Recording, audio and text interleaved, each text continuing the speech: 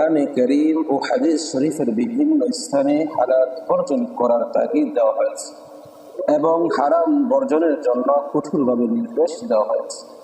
অবৈধ উপায়ে ধন সম্পদ সঞ্চয় করার ব্যাপারে কোরআনে কারীমে বিস্তারিত বিবরণ এসেছে।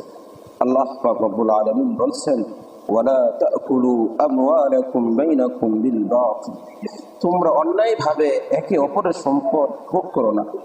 অন্য জায়গায় বলছেন, ইন্নাল্লাযীনা ইয়াকুলুনা আমওয়ালাল ইয়াতামা যুলমান ইন্নামা ইয়াকুলুনা ফী বুতুনিহিম নারা ওয়া সায়াসলাউনা সাঈরা, যারা এতিমদের অর্থ সম্পদ অন্যায়ভাবে রক্ষণ করে তারা নিজেদের পেটে আগুনই ভর্তি করেছে এবং অতি সত্বরই তারা জাহান্নামে প্রবেশ করবে।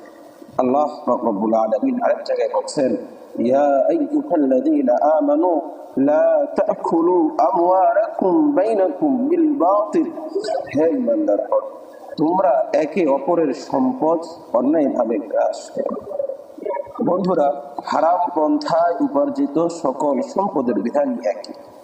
যে সম্পদে শরীয়ত পরিপন্থী উপায়ে অর্জন করা হবে তা কিয়ামতের দিন আযাবের কারণ হয়ে দাঁড়াবে এবং এর ভোগকারী আল্লাহর রহমত থেকে বিতাড়িত হবে।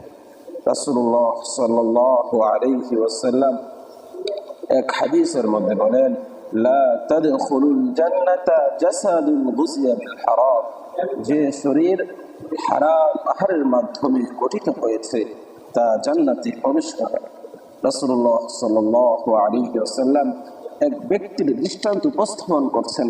তিনি বলেন, এমন এক ব্যক্তি যে দূর দূরান্ত থেকে সফর করেছে, তার মাথার চুলগুলো এখন এলোমেলো, তার শরীরে ধুলাবালু যুক্ত, এমত অবস্থায় সে আসমানের দিকে তাকিয়ে কাতর কণ্ঠে বলছে, হে আল্লাহ, হে আল্লাহ।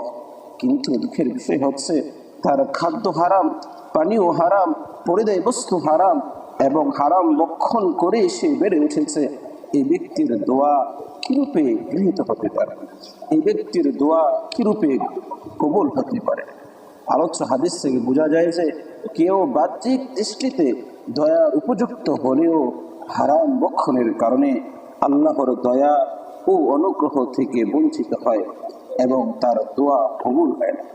আর রাসূল সাল্লাল্লাহু আলাইহি ওয়াসাল্লাম ধমকে স্বরে বলছেন, হে আমার সাহাবাদের দল, তোমাদের মধ্যে কেউ যদি 10 দিরহামের বিনিময়ে একটি কাপড় ক্রয় করে, কিন্তু সেই 10 দিরহামের মাঝে একটি দিরহাম ছিল অবৈধ, এই কাপড়টি যতদিন তার পরনে থাকবে ততদিন আল্লাহ তাআলা